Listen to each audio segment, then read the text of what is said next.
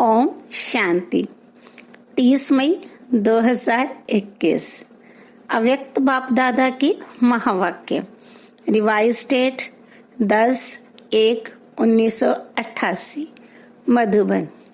मुरली का सार है मनन करने की विधि तथा मनन शक्ति को बढ़ाने की जुक्तियां। आज रत्नागर बाप अपने अमूल्य रत्नों से मिलने आए हैं कि हर एक श्रेष्ठ आत्मा ने कितने ज्ञान रत्न जमा किए अर्थात जीवन में धारण किए हैं। एक एक ज्ञान रत्न पद्मों से भी ज्यादा मूल्यवान है। तो सोचो आदि से अब तक कितने ज्ञान रत्न मिले हैं। रत्नागर बाप ने हर एक बच्चे की बुद्धि रूपी झोली में अनेक रत्न भर दिए हैं। सभी बच्चों को एक साथ एक जितने ही ज्ञान रत्न दिए हैं, लेकिन यह ज्ञान रत्न जितना स्व प्रति व अन्य आत्माओं के प्रति कार्य में लगाते हैं उतना यह रत्न बढ़ते जाते हैं। बाप दादा देख रहे हैं, बाप ने तो सबको समान दिए, लेकिन कोई बच्चों ने रत्नों को बढ़ाया है और कोई ने रत्नों को बढ़ाया नहीं। कोई भरपूर है, कोई अखुट माला माल है, कोई समय प्रमाण कार्य में लगा रहे हैं, कोई सदा कार्य में लगाकर एक का पदम गुणा बढ़ा रहे हैं।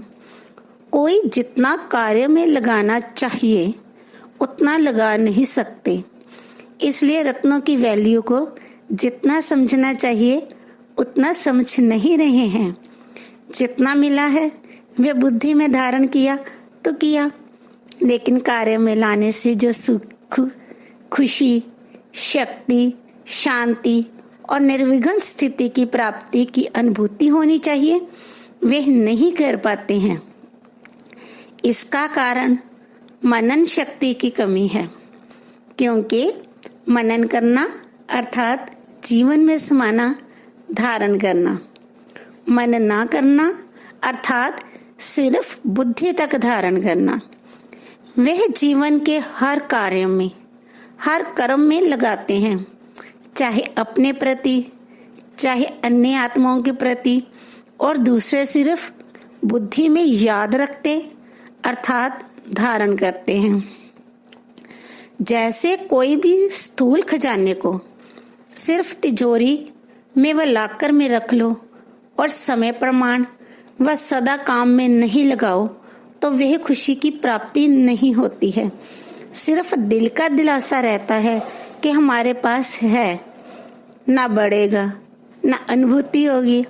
ऐसे ज्ञान रतन अगर सिर्फ बुद्धि में धारण किया, याद रखा, मुख से वर्णन किया, पॉइंट अच्छी है, तो थोड़े समय के लिए अच्छी पॉइंट का नशा रहता है, लेकिन जीवन में हर कर्म में उन ज्ञान रत्नों को लाना, क्योंकि ज्ञान रत्न भी है, ज्ञान रोशनी भी है, ज्ञान शक्ति भी है। इसलिए अगर इसी विधि से कर्म में नहीं लाया तो बढ़ता नहीं है, वह अनुभूति नहीं होती है। ज्ञान पढ़ाई भी है, ज्ञान लड़ाई के श्रेष्ठ शस्त्र भी हैं। यह है ज्ञान का मूल्य।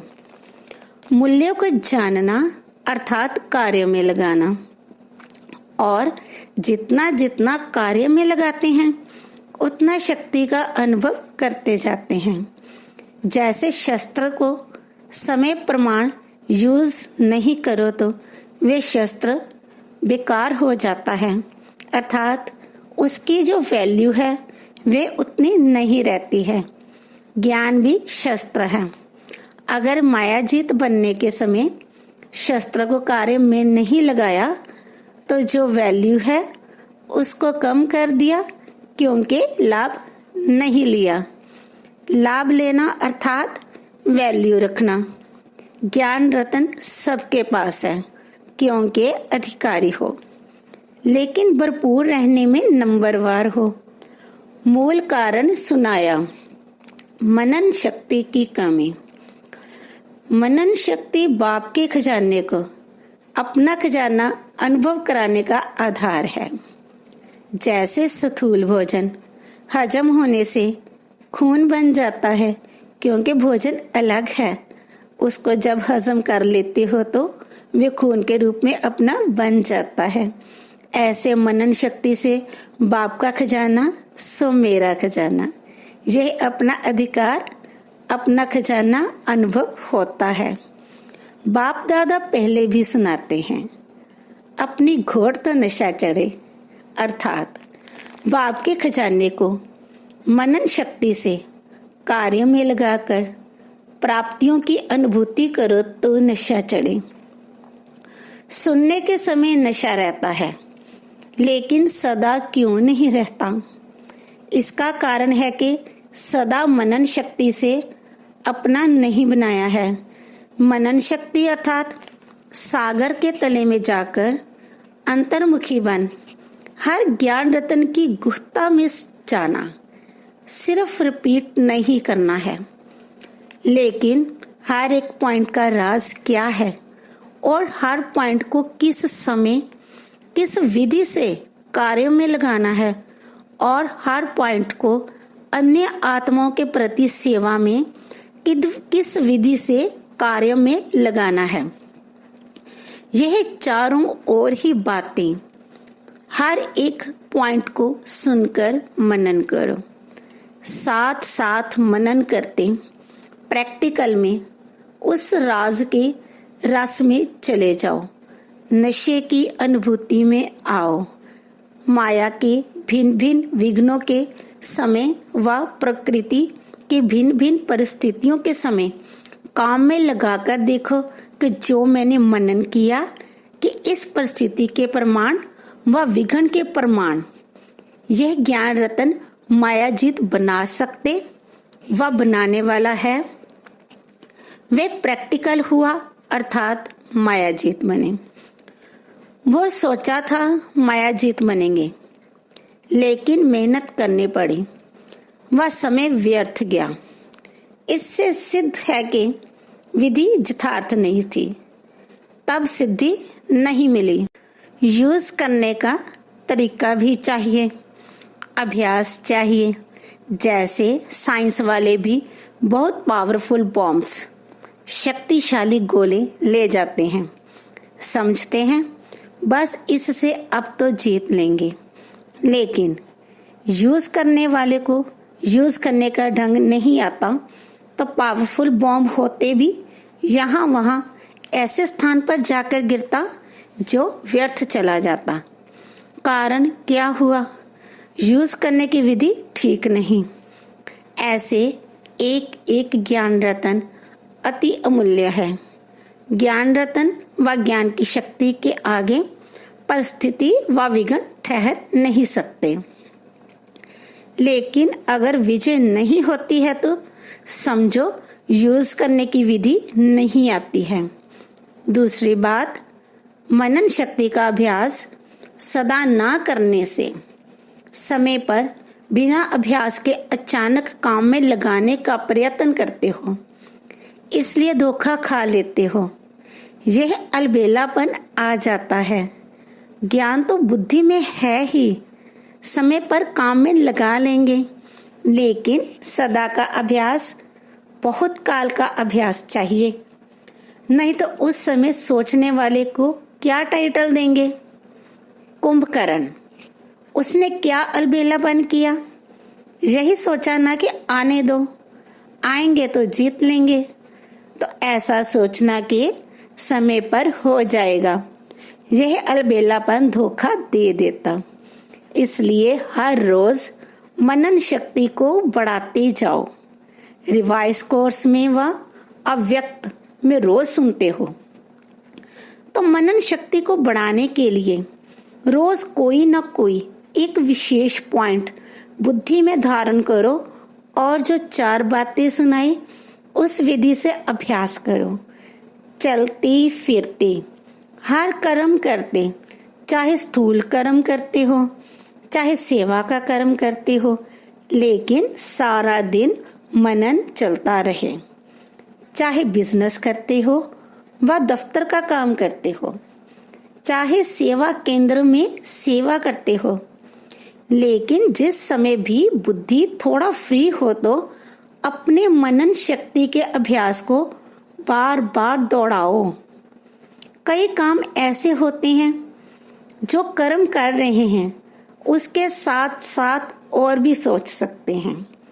बहुत थोड़ा समय होता है जो ऐसा कार्य होता है जिसमें बुद्धि का फुल अटेंशन देना होता है, नहीं तो डबल तरफ बुद्धि चलती रहती है।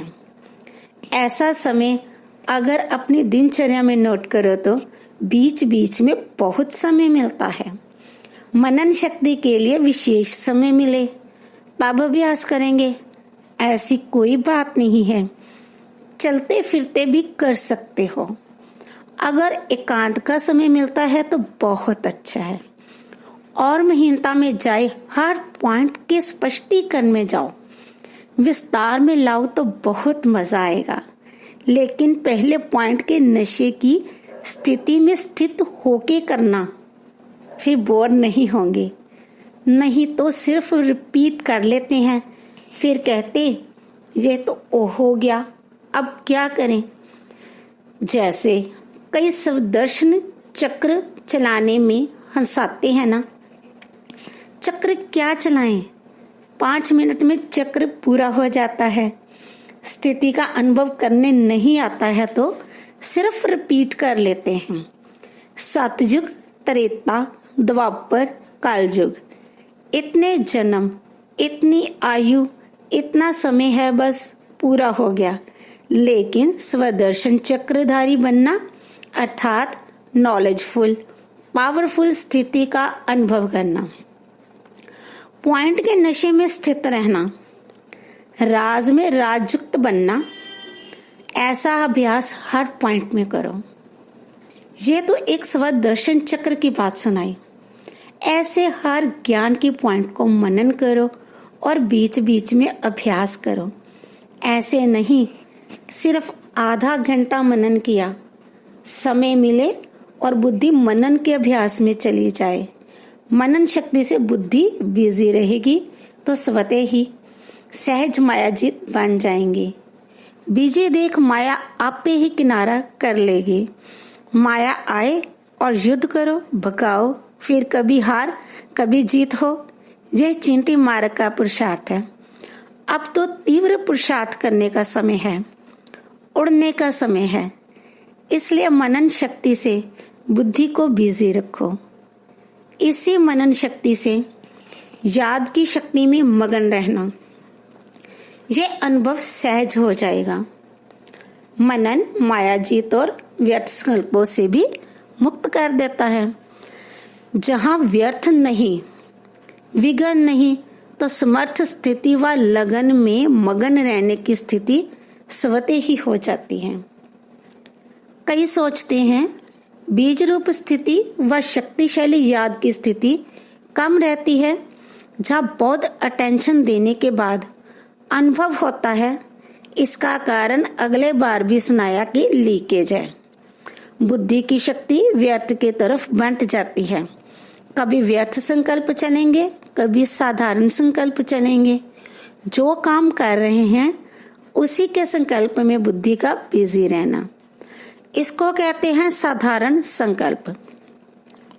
याद की शक्ति या मनन शक्ति जो होनी चाहिए वह नहीं होती और अपने को खुश कर लेते कि आज कोई पाप कर्म नहीं हुआ, व्यर्थ नहीं चला, किसको दुख नहीं दिया। लेकिन समर्थ संकल्प, समर्थ स्थिति, शक्तिशाली याद रही। अगर वह नहीं रही तो इसको कहेंगे साधारण संकल्प। कर्म किया लेकिन कर्म और योग साथ साथ नहीं रहा। कर्म करता बने लेकिन कर्म योगी नहीं बने।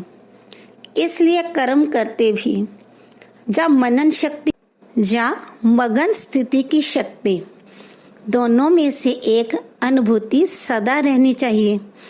यह दोनों स्थितियां शक्तिशाली सेवा कराने के आधार हैं। मनन करने वाले अभ्यास होने के कारण जिस समय जो स्थिति बनाने चाहें वे बना सकेंगे। लिंक रहने से लीकेज खत्म हो जाएगी और जिस समय जो अनुभूति, चाहे बीज रूप स्थिति की, चाहे फरिश्ते रूप की, जो करना चाहो वह सहज कर सकेंगे। क्योंकि जब ज्ञान की स्मृति है तो ज्ञान के सिमरन से ज्ञानदाता स्वतः ही याद आता रहता है। तो समझा मनन कैसे करना है। कहा था ना कि मनन का फिर सुनाएंगे, तो आज मनन करने की विधि सुनाए। माया के विघ्नों से सदा विजयी बनना व सदा सेवा में सफलता का अनुभव करना, इसका आधार मनन शक्ति है। समझा? अच्छा, सर्व ज्ञान सागर के ज्ञानी तो आत्मा बच्चों को सदा मनन शक्ति द्वारा सहज मायाजीत बनने वाली श्रेष्ठ आत्माओं को सदा मनन शक्ति के अभ्यास को आगे बढ़ाने वाले, मनन से मगन स्थिति का अनुभव करने वाले, सदा ज्ञान के रत्नों का मूल्य जानने वाले, सदा हर कर्म में ज्ञान की शक्ति को कार्य में लाने वाले, ऐसे सदा श्रेष्ठ स्थिति में रहने वाले विशेष व अमूल्य रत्नों को बाप दादा का याद प्यार और नमस्ते। हम रूहानी बच्चों की रूहानी बाप दादा को याद प्यार और नमस्ते।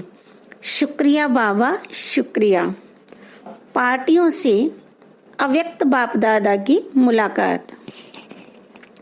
स्वयं को तीव्र पुरुषार्थी आत्माएं अनुभव करते हो, क्योंकि समय बहुत तीव्र गति से आगे बढ़ रहा है। जैसे समय आगे बढ़ रहा है तो समय पर मंजिल पर पहुंचने वाले को किस गति से चलना पड़े। समय कम है और प्राप्ति ज्यादा करनी है, तो थोड़े समय में अगर ज्यादा प्राप्ति करनी हो तो तीव्र करना पड़ेगा ना। समय को देख रहे हो और अपने पुरुषार्थ की गति को भी जानते हो, तो समय अगर तेज है और अपनी गति तेज नहीं है तो समय अर्थात रचना आप रचता से भी तेज हुई। रचता से रचना तेज चली जाए तो उसे अच्छी बात कहेंगे। रचना से रचता आगे होना चाहिए। सदा तीव्र पुरुषार्थी आत्माएं बन आगे बढ़ने का समय है। अगर आगे बढ़ते कोई भी साइड सीन्स को देख रुकते हो तो रुकने वाले ठीक समय पर पहुंच नहीं सकेंगे। कोई भी माया की आकर्षण साइड सीन है। साइड सीन पर रुकने वाला मंजिल पर कैसे पहुंचेगा। इसलिए सदैव तीव्र पुरुषार्थी बन आगे बढ़ते चलो। ऐसे नहीं समय पर पहुंच ही जाएंगे, अभी तो समय पड़ा है, ऐसे सोचकर अगर धीमी गति से चलेंगे तो समय पर धोखा मिल जाएगा। बहुत काल का तीव्र पुरुषार्थ का संस्कार अंत में भी तीव्र पुरुषार्थ का अनुभव कराएगा। तो सदा तीव्र पुरुषार्थी, कभी तीव्र कभी कमजोर नहीं। ऐसे नहीं थोड़ी सी बात हुई कमजोर बन जाओ, इसको तीव्र पुरुषार्थी नहीं कहेंगे। तीव्र पुरुषार्थी कभी रुकते नहीं, उड़ते हैं। तो उड़ते पंछी बन उड़ती कला का अनुभव करते चलो। एक दो को भी सहयोग दे तीव्र पुरुषार्थी बनाते चलो। जितनी औरों की सेवा करेंगे उतना स्वयं का उमंग उत्साह बढ़ता रहेगा। विदाई के समय दादी जानकी जी विदेश में जाने की छुट्टी बाप दादा से ले रही हैं। देश विदेश में सेवा का उमंग उत्साह अच्छा है। जहाँ उमंग उत्साह है वहाँ सफलता भी होती है।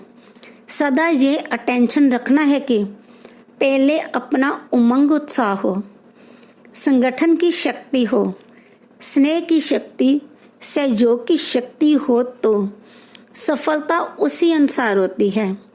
ये है धरनी। जैसे धरनी ठीक होती है तो फल भी ऐसा ही निकलता है। और अगर टेम्परेरी अस्थाई धरनी को ठीक करके बीज डाल दो तो फल भी थोड़े समय के लिए मिलेगा, सदा काल के लिए फल नहीं मिलेगा। तो सफलता के फल के पहले सदा धरनी को चेक करो। बाकी जो करते हैं उनका जमा तो हो ही जाता है।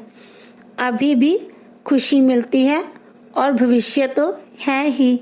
अच्छा, वरदान है तोड़ना, मोड़ना और जोड़ना। इन 3 शब्दों की स्मृति द्वारा सदा विजयी भव। सारी पढ़ाई और शिक्षाओं का सार यह 3 शब्द हैं।